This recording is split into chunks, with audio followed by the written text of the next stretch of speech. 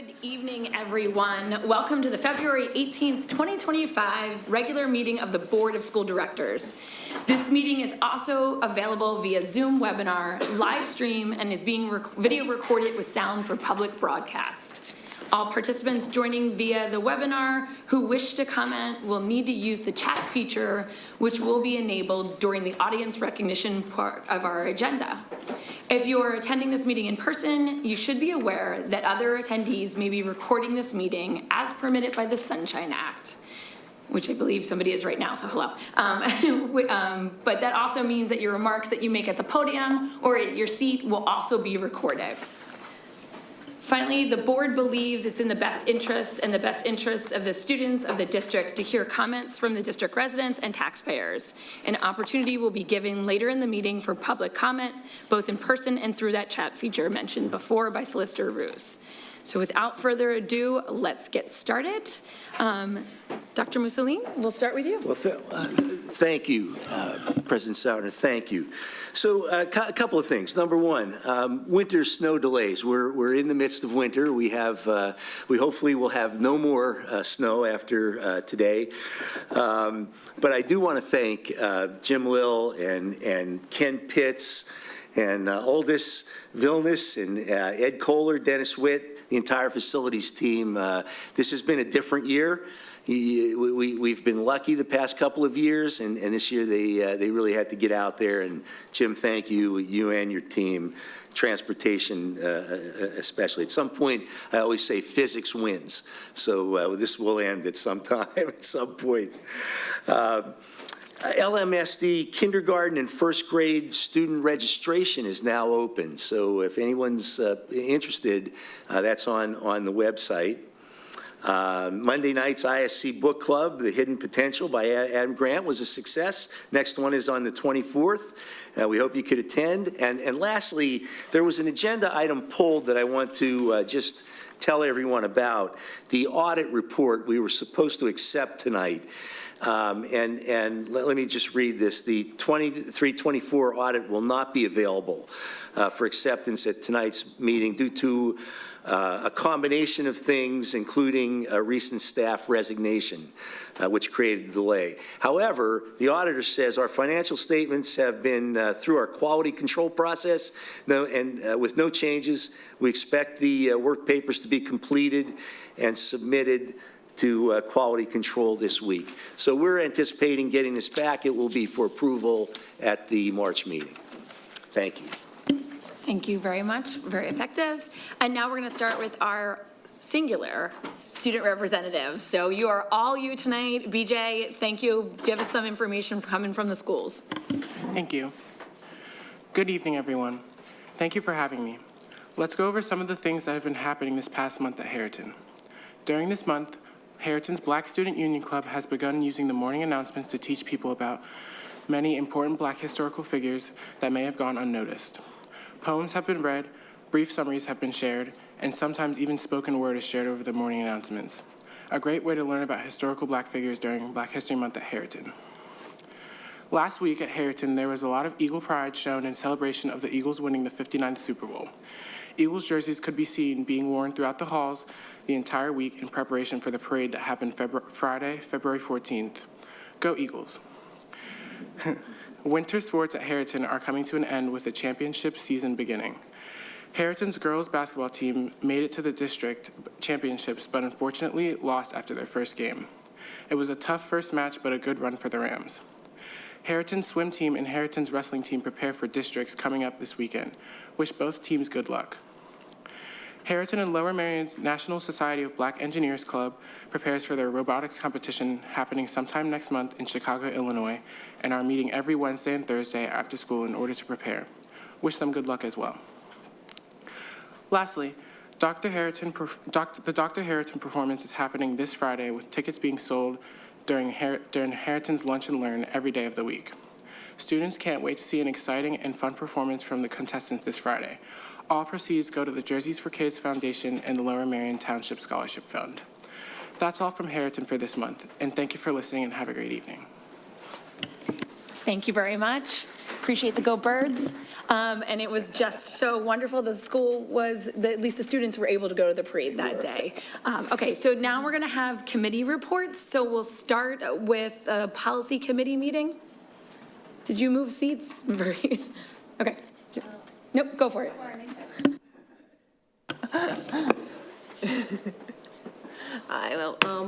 We held a policy meeting on February 7th in 2025 here in this room at 9 a.m. For adoption, we reviewed policy AR, we reviewed policy in AR 718, service animals, and policy AR 262, students experience houselessness and other educational instability. We voted to move both those policies forward after numerous discussions at prior meetings. Continuing from our January, we discussed administrative regulation AR 206-4 that sets our partner school authority that is reviewed annually. Our discussion centered upon meeting the needs of partner schooling due to increased enrollment against the burden created for families. Discussion included clarifying the choice zone areas as prescribed in 206-1. Our discussion of the new AR 151-2A, extracurricular and co-curricular opportunities that consolidates two other policies so that it's more comprehensive and easier to address activities across the district. Began with presentations from the activities and athletic directors at Lower Merion High School, Jason Stroop, and from HSH, I'm hoping I got Sean Albert, was that? Yes. LMHS, in their presentation, they talked about how much participation is in the activities. And so at LMHS, 82% of students participate in activities with 38 athletic programs and between 80 to 90 clubs on any given year. At HSS has 81% participation rate in activities with about 35 athletic programs and 80 clubs. And what I find is participation provides students with pride and connectedness. At the March meeting, we will continue the discussion about this AR, and we're going to have a similar presentation. This will be for middle school activities. Lastly, Ms. Kimberly Frazier and Melissa Gibson of Student Services presented the opening framework as we begin to discuss updates for policy AR 236, behavioral support. Currently, 21.5% of district students are in special ed. The policy confirms our responsibility to ensure that all children are educated in learning environments that are safe, supported, and responsive for each student's individual needs. The last update was in 2012, and as a community, we have the opportunity to work together on this document so that we all meet the needs of the students and the changes and all the changes and updates that have happened since 2012 in this area. The plan for structuring this change includes looking at other policies and best practices, working with the MCIU, host presentations to give information and feedback sessions with families, and CSE, the Committee for Special Ed, has agreed to support the district with surveys to families on the CSE mailing list. As a start, Melissa visited all the schools looking at the opportunities to build sensory spaces and social emotional learning. We will be beginning this discussion at our next policy meeting on March 7th, 2024 at 9 a.m. in this boardroom, and thank you. Excellent, thank you so much. The next is the curriculum committee meeting, and I also just wanted to acknowledge that Abby Rubin is with us tonight online, so Abby, you can say hi whenever you want. I'm going to do our Hey, Abby. The curriculum committee met on February 10th at 7 p.m. in this room. This month we had no textbooks up for adoption. We had no new curriculum up for adoption either. We had two presentations given by Scott Weinstein. One was on the comprehensive plan, which is mainly a compliance document that the district is required to update every 3 years. He gave a little bit of background on our strategic plan, which we acknowledge as a district is in need of updating and is one of our board priorities to get updated once Dr. Ranelli starts. And there are opportunities for feedback on the comprehensive plan. The final plan is up for approval at the March board meeting so that it can be submitted by March 31st. And then our second presentation was on Lunch and Learn.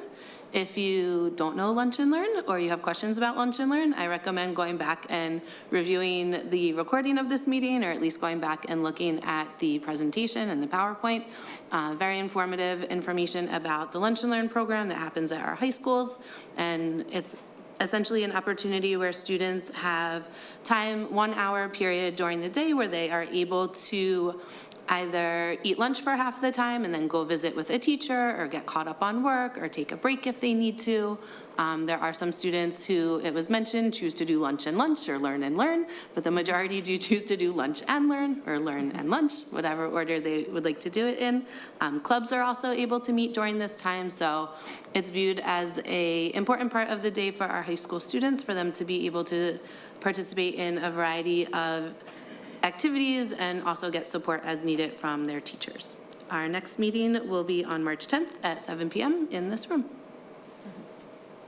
Excellent, thank you so much. And next, we're facilities and purchasing.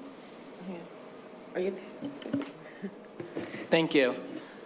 So we met at 9:30 on February 13th. We went over the list of bills, the purchasing report, which included 2 new ADA compliant curb ramps at Black Rock Middle School, as well as replacing 2 tractors with snow removal attachments for Howard High School, as well as Lower Marion High School. And in addition to that, we also approved the RFP for professional services for the district-wide playground assessment, that RFP. Our next meeting is scheduled for March 13th at 2025 at 9:30 a.m. And we hope that we have lots of people in the community again, as we have in the past. Thank you. Thank you, great job. Okay, now we're moving on to audience recognition.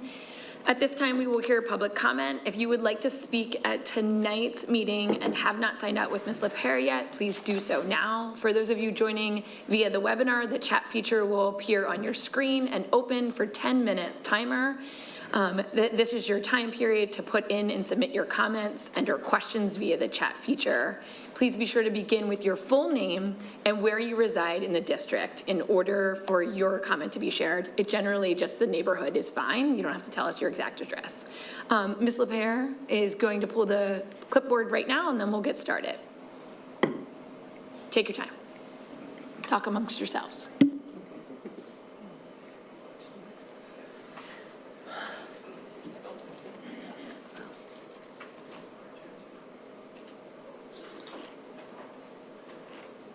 Okay, we'll start with Muna Alshakis, then Jamie Taylor, and then Justin Valeri.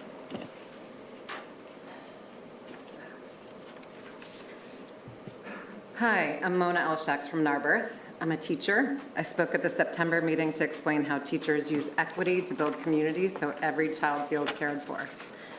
I shared examples of weekday warm-ups on cultural holidays and heritage months by which students learn to appreciate each other's cultures and find similarities across their differences. Equity policies help us create inclusive schools. I hope this board will continue supporting equity and resist unconstitutional and discriminatory executive orders like the one titled, quote, "Ending Radical Indoctrination in K-12 Schools."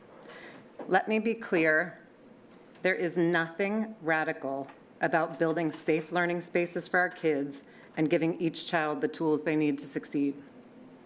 2 weeks ago, the Pentagon ended observance of Martin Luther King Day and Holocaust Remembrance Day. That is exactly what happens when you ban equity and inclusion programs. Fortunately, under the U.S. Constitution, schools are controlled at the state and local level. So I want to thank President Curry Sotner for your leadership in partnering with several organizations over the past 2 years on anti-Semitism trainings and on reviewing curriculum for inclusivity. That is the type of leadership we need. I also want to thank the Jewish Family Association for speaking at board meetings on preventing anti-Semitism. Many of my family and friends are Jewish, so that's important to me. But I'm concerned by a December 21 post on their Instagram page, LMSD Jewish Families, which applauds the banning of DEI initiatives, and a December 12 video calling to shut down the Department of Education. Because those actions could actually take away from funding from trainings that make schools safe for our children. I was deeply hurt by JFA's discriminatory post targeting Muslims. A November 9 post calls Muslims the new Nazis. A December 17 post calls Palestinianism the art of destroying everything around you.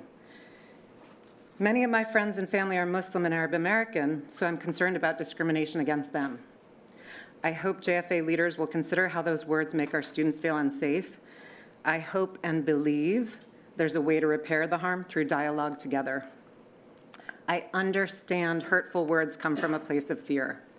I, too, am afraid of rising anti-Semitism, and I'm concerned about the targeting of students of color, immigrants, students who are LGBTQIA, and students with disabilities. Too often, minority groups are turned against each other by people with harmful agendas. Hurtful words don't make students safer. They only move us further apart when we should be building bridges. We've all said something to hurt others at some point, and we all care about this community. So to build trust, we need to apologize for harm done. Building community across our differences requires empathy and equity, and I hope our board and community will make that a priority. Thank you. Thank you, Muna. Jamie, then Justin, and then Luke Powell. Hi, thank you all. My name is Jamie Taylor. I live in Marion Station. I have 2 children, a 5th grader and an 8th grader, both at Ballackinwood Middle School. I'm here also as part of a call for inclusion and equity, and I wanted just to bring your attention to something that's coming down the pike from the Pennsylvania legislature, which is Senate Bill 9, which is shorthanded, is called the Protection of Women in Sports Act, and it is sort of nakedly anti-trans legislation that says that all public schools must designate their sports teams male, female, or co-ed, and that people can only join, kids can only join these sport teams according to their sex, which it defines, and I'm quoting here, a person's immutable characteristics of the reproductive system that define the individual as male or female as determined by anatomy and genetics existing at the time of birth. This bill also provides for pathways for lawsuits if somebody feels that they've been caused harm. I'm very proud to be part of a district that has a policy like Policy 259 that is explicitly designed to protect our trans kids. And I agree with the previous speaker that now is the time that our communities and our local governments have to be brave and proactive in resisting what is coming down toward us. So I'd like to encourage this board, and I'd like to encourage the policy committee in particular to shore up Policy 259, which is lovely but general, to think about the ways in which our trans and queer kids are and can participate in sports specifically as they are. Thank you. Thank you, Jamie.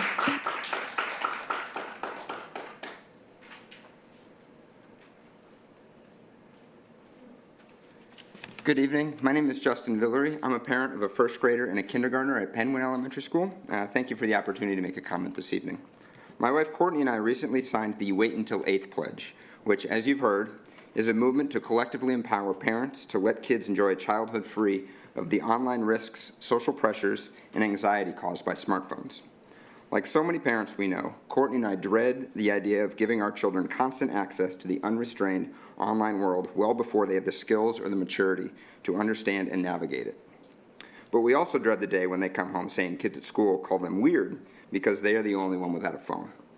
And even worse, it breaks my heart to think that they could be one of the many kids who are impacted by cyberbullying, social isolation, or depression. Courtney and I were inspired when we heard about the Wait Until 8th Pledge. We immediately signed up. This voluntary pledge encourages parents with the same concerns to commit to avoiding social media and smartphones for their kids until students have graduated middle school. I hope we can count on the district's support to elevate this pledge to invite other parents to sign up. The Wait Until 8th team has asked each school for regular inclusion in HSA newsletters and Thursday envelopes. I hope the school board will be open to further actions as well. Again, this pledge is entirely voluntary. But the more people who sign up, the greater impact it will have, not just on students, but also for teachers, administrators, and the broader Lower Merion community. Thank you very much for your time and your service to our district. Appreciate it. Thank you, Justin. And then we have Luke Powell.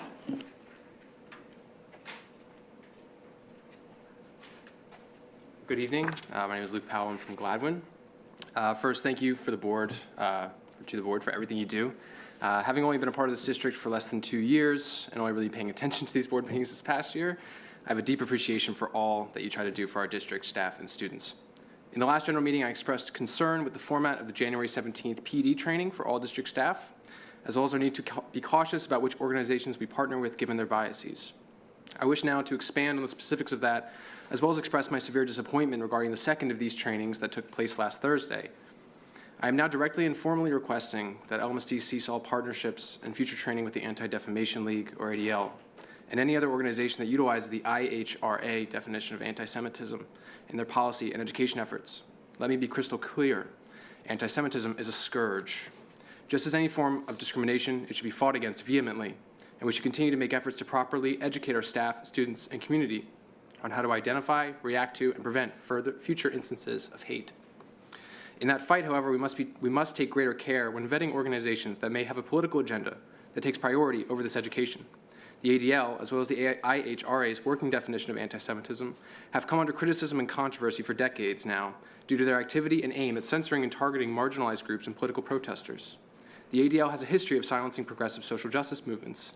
This includes Jewish groups such as Jewish Voice for Peace and If Not Now. The ADL's use of the IHRA definition of anti-Semitism means that they necessitate a direct and inextricable link between this historicized form of discrimination with criticism of the State of Israel and the political ideology of Zionism. Signed by over 90 organizations across the United States, the hashtag Drop the ADL from Our Schools campaign details the ADL's documented biases and discriminatory practices over the years, and urges schools and communities to reevaluate their partnership with an organization that seeks to push a dangerous political ideology through the guise of unbiased, neutral education. This leads me to my deep disappointment regarding the second of these three-part training series that was meant to be about the civil rights movement and where we stand today, led by the NAACP. The single speaker was unable to attend this training, and in its place, the LMSD staff were asked to watch a 17-minute TED Talk on responding to racialized situations. There was no information regarding a reschedule, nor an extensive slideshow that was shared with the staff like the one for the first training. This is not enough.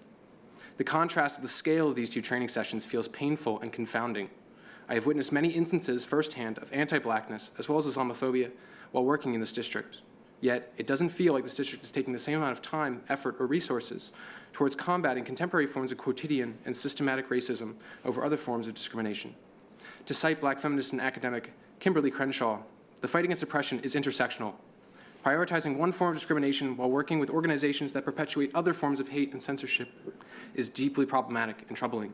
This district must do better to take all forms of hatred as seriously as the next, both in staff training and general education, lest we create an environment where those who are most marginalized feel most ignored. Thank you. Thank you, Luke. That is all of the in-person comments. Great. Solicitor Roos, would you like to go to the online comments? Yes, happy to. There are 8 individuals who sent in comments. First, this is Santa Garner from Ardmore. Thank you for continuing to progress the playground renovation project. I wasn't able to attend the facilities meeting. When will the RFPs be sent to the architectural firms? And is there a time frame for when the district will decide which firm it will hire? Esther Schwartzman, Bryn Mawr. Will LMSD continue to follow its anti-Semitic equity policy and risk losing federal funding? Carl Herman, Bala Kinwood and President of the LMSD Committee for Special Education. Just a thank you to the staff who participated in presenting the LMSD Guide for Special Education and related student supports to the community. And I wanted to let the community know, for those who couldn't make it, that those 2 Zoom session recordings are available to view on LMSD's website as well as Committee for Special Education's website. Thank you. Michelle Vessel, Gladwin, with so much talk regarding DEI policies, can you please let us know the status of our DEI director? Can you please update us on how the DEI director's role is helping our community and what issues we should be emailing to her?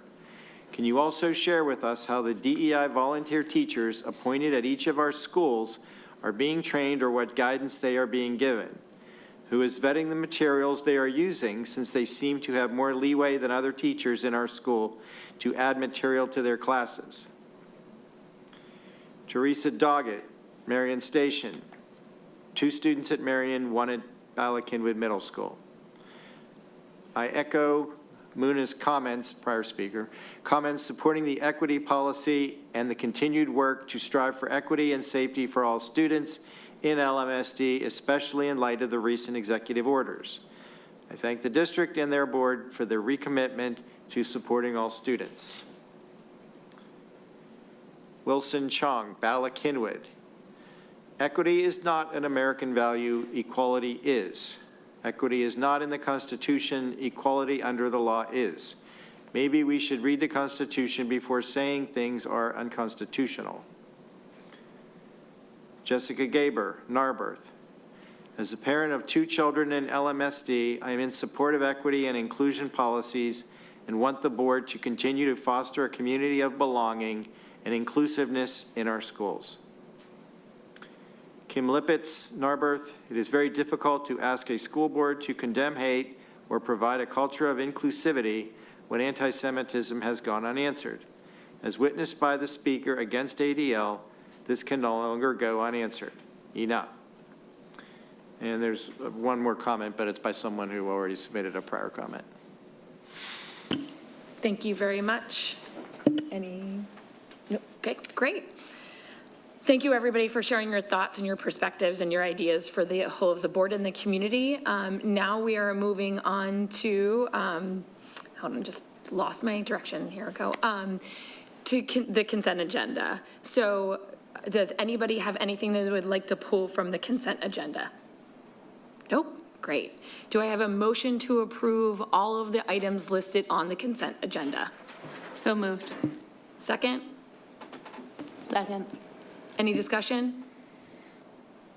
All in I have a favor? question. Nope, sure. This is Abby. Hi. Hi. I want to make sure I'm doing this correctly, but there was an MCIU contract that was included, and I was just curious, is this the time to discuss that? Perfect. Go ahead. You can ask your question.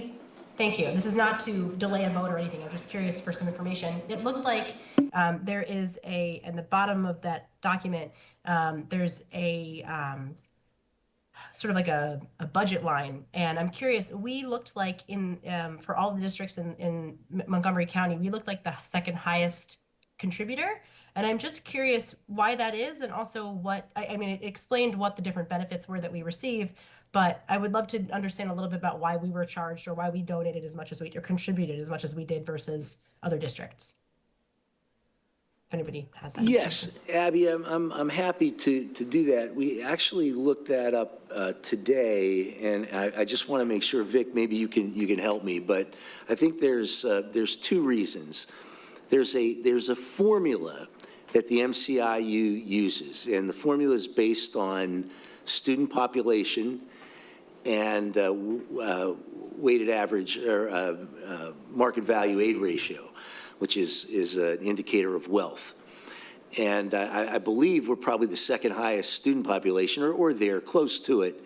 But the contributing factor is that market value aid ratio that we're probably getting hit with. And also, Abby, if you look at that chart, everyone in Montgomery County was charged 4%. So the budget is a 4% increase over last year. So I guess part of the moral of the story is we were basically charged the same amount last year, only 4% was added this year. Does that make sense, Vic? Did I miss anything? No, that's fine. We're okay. You okay, Abby? Excuse me. Yes, thank you. Appreciate that. Thanks for the question. I think we can go back for all in favor. Aye. Aye. Aye. Any opposed? Abstentions? Motion passes. Mr. Ruse, will you now make the announcement required by the Pennsylvania Sunshine Act? Actually, we don't have one tonight because there have been no executive sessions held since the prior meeting. What was held before this meeting tonight was simply an information session. Thank you for that clarity. I was wondering. Okay, so everybody, the next meeting of the board, some of our team shared it already, but I'll go through really quickly. The board meeting will be held on March 17th at 7 p.m. That's a regular business board meeting, will be held in this room. Committee meetings coming up will be held in the boardroom or via live stream. February 21st is a finance meeting, so that's this Friday at 9 a.m. That is a Zoom, correct, Todd? I think it's in person and Zoom. In person and Zoom, great, thank you. March 7th is policy at 9 a.m. in person and Zoom. March 10th is curriculum at 7 p.m. in person and online. And March 13th is facilities and purchasing at 9:30 a.m. via Zoom. Everybody good? Okay, then we are adjourned, everybody. Have a great night, thank you.